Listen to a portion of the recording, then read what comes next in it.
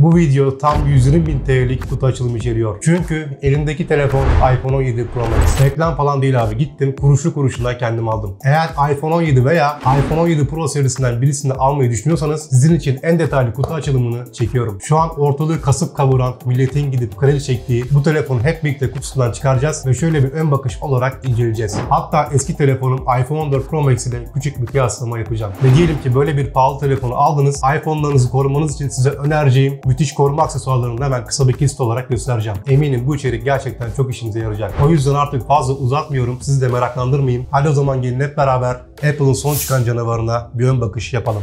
Evet. Herkese merhabalar. Bugün her zaman olduğumdan daha heyecanlıyım. Niye olduğunu tahmin ediyorsunuzdur. Çünkü elimde şu an 120.000 TL'lik iPhone 17 Pro Max bulunuyor. Hem bu cihazı aldığım için hem de sizinle beraber tabii ki aynı anda kutu açılımı yapacağım için o yüzden bayağı bir heyecanlıyım. Videonun bu kısımlarını hiç uzatmayacağım. Direkt size hızlıca hem merak etmeyin hem de sıkılmadan izleyin diye direkt konuya girip kutuyu açıyorum. Yalnız bir tek şunu belirteceğim. Eğer iPhone 17 Pro Max'i detaylı incelememi istiyorsanız lütfen bana bunu şu şekilde bildirin. Kanalıma abone olup bildirimleri açıp videoyu beğenip ve aşağıda yorumlarda iPhone 17 Pro Max 120.000 TL alınır mı? Fikirlerinizi yazarsanız çok sevinirim. Ben de hemen diğer videoya geçerim. Ve birazdan göreceğiniz iPhone'ları koruma aksesuarının linkini aşağıda açıklama kısmına koyuyorum. Direkt tıklayıp hepsi buradan güvenle alabilirsiniz. Evet, hadi gelin o zaman iPhone 17 Pro Max'i kutusundan hep birlikte çıkaralım.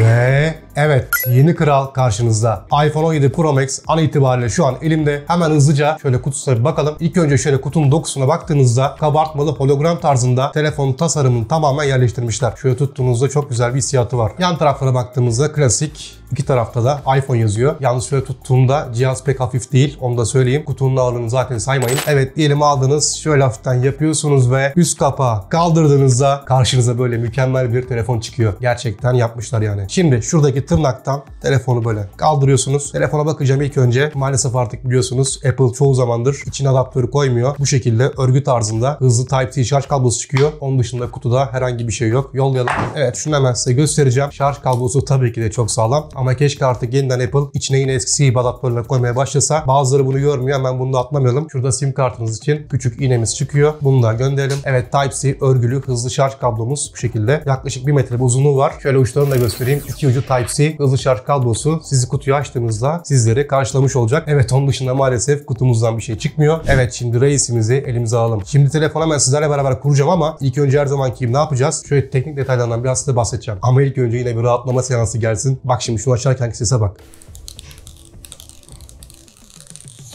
iPhone olanlar bilir. Bayağı bir ASMR videoları gibi oluyor. Şimdi neyse, ilk önce telefonu elime aldığımda önceki serilere göre biraz daha ağır. Apple iPhone 17 Pro Max'in 233 gram olduğunu söylüyor. Bakalım, hemen can deneyelim. Hassas terazimizi getirdim. Hemen açıyorum. Telefonu şöyle koyuyorum. Evet, tam 232 gram. Dur bakayım bir tekrar bir ölçeyim.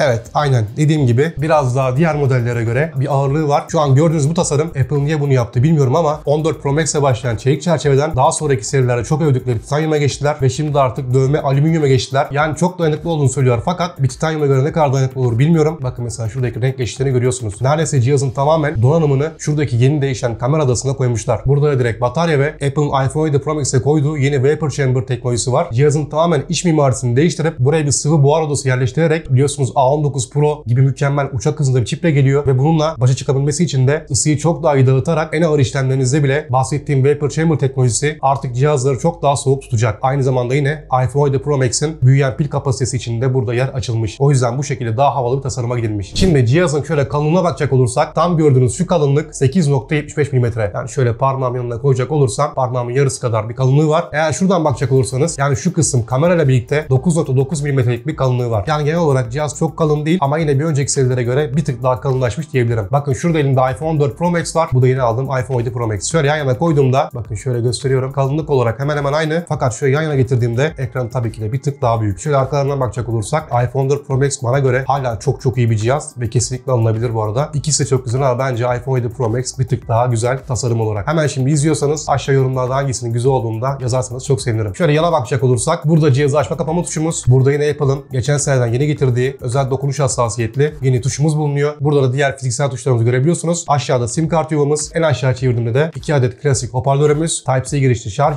Şimdi kamera özelliklerini hemen kısaca açıklayacağım ve artık cihazı beraber sizlerle kuracağız. Şurada değişen kamera adasını görüyorsunuz. Onun dışında artık kameraların 3'ü de 48 megapiksellik Fusion kamera sistemi. Zaten en büyük gelen yeniliklerden birisi de bu. Benim de gerçekten hoşuma gitti. Artık telefon telefoto sensörü tetraprizm tasarımlı 156 daha büyük sensör ile şimdiye kadar iPhone tarihinde en uzun optik kaliteye sahip 8x yani 200 mm'ye eşdeğer olarak açıklanıyor. Bu da uzaktaki objeye ulaşmanızı ve portre veya uzak fotoğrafçılık açısından baya iyi bir özellik. Onun dışında yine 48 megapiksellik Fusion kamera sayesinde hem yüksek çözünürlüklü fotoğraflar hem de düşük ışıkta gelişmiş performans, sensör kaydırmalı stabilizasyon ve gelişmiş ISP ve Pro video yetenekleriyle örneğin ProRes videolar gibi mükemmel fotoğraflar ve videolar çekebiliyorsunuz. Ve yine ön kamerasına gelecek olursak 18 megapiksellik bir kamera yükseltildi ve birazdan göstereceğim Center Stage teknolojisiyle artık ön kamerayla müthiş işler başarabiliyorsunuz. iPhone 17 Pro Max 12 GB RAM'e, A19 Pro işlemciye ve depolama olarak da 256 GB, 512 GB, 1 TB ve 2 TB olmak üzere geniş depolama alanı seçeneklerine sahip. Bu arada benim aldığım cihaz 256 GB çünkü bana yetiyor. Genelde ben çektiklerim bilgisayar depoladığım için benim çok iyi işimi görecektir. Evet, artık cihazımızı açacağız. Bu arada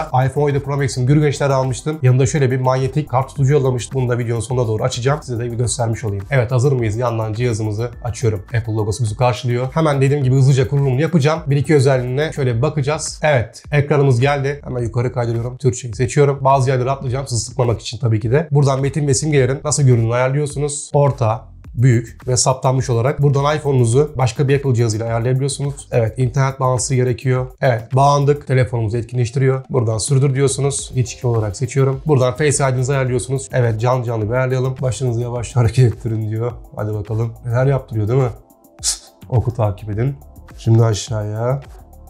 Evet, hızlıca tamamladık. İsterseniz Face ID'yi maskeyle kullanın diyor. Yani yüzünüze maske bile taksanız sizi tanıması daha kolay oluyor. Bunları daha sonra ayarla diyorum. Evet, Face ID ayarlandı. Buradan bir parola ayarlıyorum. Buradan verilerinizi aktarabiliyorsunuz. Evet, Apple hesabımıza giriş yaptık. Hüküm ve koşulları kabul ediyorum. Evet, artık başlıyor. Şimdi demin burada gösterdiğim kamera denetim butonumuzu nasıl kullanacağımıza dair küçük bilgi veriyor. Evet, sürdür diyoruz. Yandaki eylem düğmemiz. Bunu da burada istediğiniz gibi özelleştirebiliyorsunuz. Eylem düğmesini istediğiniz bir görev atayıp dilediğiniz gibi kısa yol olarak kullanabiliyorsunuz. Sonra diyorum, Siri'yi de şu an atmıyorum. Ve evet, karşımızda iPhone 17 Pro Max. Hoş geldiniz yazısıyla beraber başlat diyorum. Evet, cihazımız şu andan itibaren açıldı. Şöyle ilk bakış olarak zaten kesinlikle şüphem yok. Cihaz yağ gibi kayıyor. Çünkü artık hem iPhone 17 Pro Max'ler hem de giriş seviyesi yani iPhone 17 serisinde 120 Hz ProMotion teknolojisini artık sonunda Apple getirdi. Bu yüzden iPhone 17 serisi de bayağı bir cezbedici. Bu arada gördüğünüz gibi Liquid Glass tasarımlı iOS 26 yüklü bir şekilde geliyor. Şöyle saklama alanına bakalım. Toplam 256 GB, 29 GB'lık da bir kullanım var. Yani baksana, onun da zaten 1.71 GB'ı GarageBand'in pek kullanmıyorum ama neyse. Evet, bu şekilde iOS 26'yı da bu arada görmüş olun. Şurada artıya tıkladığımızda özelleştir dediğimizde merak eden oluyordu. Şuradan böyle değiştirebiliyorsunuz. Saydam tasarıma geçebiliyorsunuz. Ben tabii bunları pek sevmiyorum ama tabii sevenler var şu an yeni iOS 26 ile beraber.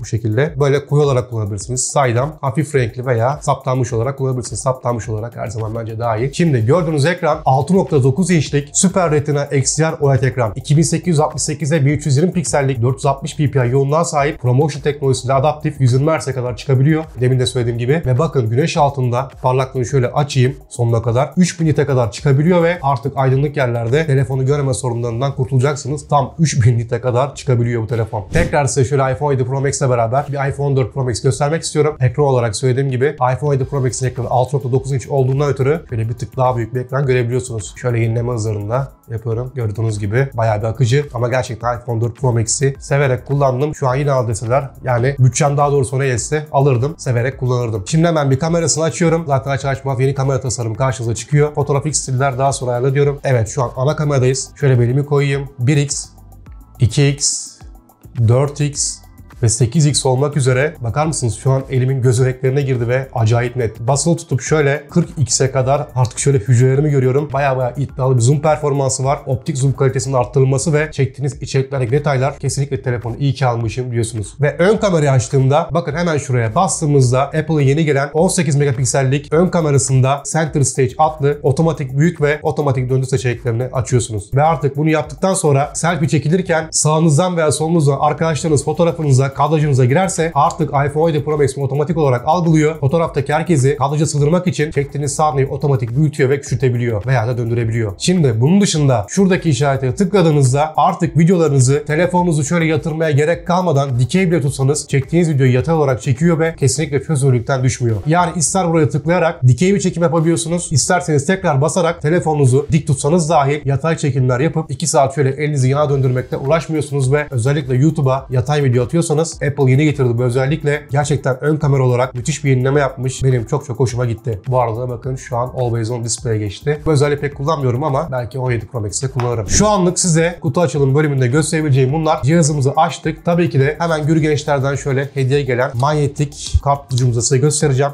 Çok hoş yalnız, MagSafe özellikli. Şöyle iPhone'unuzun arkasına takıyorsunuz abi. Seyahate mi gidiyorsun? Yolculuğa mı gidiyorsun? Direkt buraya bunu takıyorsun. Tam şu kısma da kredi kartınızı veya kimliğinizi falan koyuyorsunuz. Çok rahat bir şekilde tutabiliyor. Güvenli bir şekilde seyahatinize bu şekilde çıkabilirsiniz. Bunu ben kesinlikle bayağı kullanırım. Ve tabii ki de 120.000 TL'lik bir telefon kılıfsız olmaz. Hemen size bir şeyler göstermek istiyorum. Şöyle Azunlar aksesuardan gelen sağ olsunlar yollamışlar. iPhone 17 Pro Max'im için şu an dünyanın en dayanıklı, bakın 2 adet kılıflarından tutun %100 vegan deriden yapılmış ve inanılmaz düşmelere, çarpmalara ekstra dayanıklı boyun askısı %100 safirden oluşan iPhone 17 Pro Max için kamera koruyucu, 4K HD kalitesinde tüm yükseklerden düşmelere, çarpmalara ekstra ve ekstra dayanıklı 0.33 mm'lik şu an piyasadaki en iyi iPhone'lar için ekran koruyucu. Seyahate çıkarken artık pilin bitti derdinden kurtuluyorum. 15 wattlık kablosuz telefonunuzun arkasına MagSafe özelliğiyle koyabileceğiniz taşınabilir powerbank. Yine burada bir demin gösterdiğim gibi %100 vegan deriden yapılmış telefonun arkasına koyabileceğim deri manyetik kart tutucumuz. Gerçekten Azunlar aksesuara ve Gürgençlere hediyeler için çok teşekkür ediyorum. Şimdilik bir tane kılıfı sizlerle beraber takacağım. Bu arada bu gösterdiklerin hepsi Azunlar Aksesuar'ın Unique markasına ait. Dürüstçe söylüyorum, çok iddialılar. Ürünleri şu an çok kaliteli.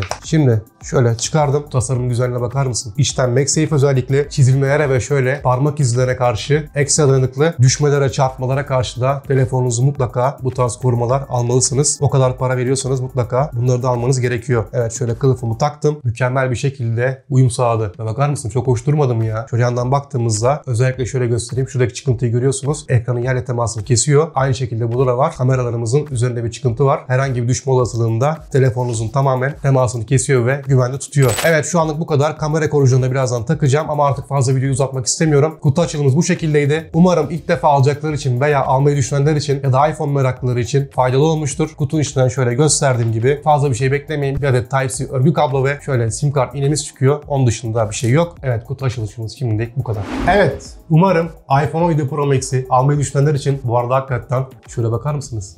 Çok şık durmuyor mu ya? Onu diyordum. Eğer almayı düşünüyorsanız özellikle şu an kutu açılımı detaylı bir şekilde şu an merak ediyorlar. Umarım size yararlı olmuştur. Dediğim gibi eğer detaylı bir incelemesini istiyorsanız sadece yapmanız gereken bu videoyu beğenebilirsiniz. Ve hemen aşağıda yorumlarda bu telefon hakkında fikirlerinizi belirtirseniz çok sevinirim. Sizce iPhone 17 Pro Max 120.000 TL'ye değer mi? Siz olsaydınız alır mıydınız yoksa çoktan aldınız mı? Ya da bunun yerine başka bir telefon mu tercih ederdiniz? Aşağıda yorumlarda hep birlikte buluşalım. Şu anlık iPhone 17 Pro Max'in kutu açılımının sonuna geldik. Hiç merak etmeyin, detaylı incelemesi yakında geliyor. İşte o video gelene kadar kendinize çok iyi bakın. Teknolojiden uzak kalmayın.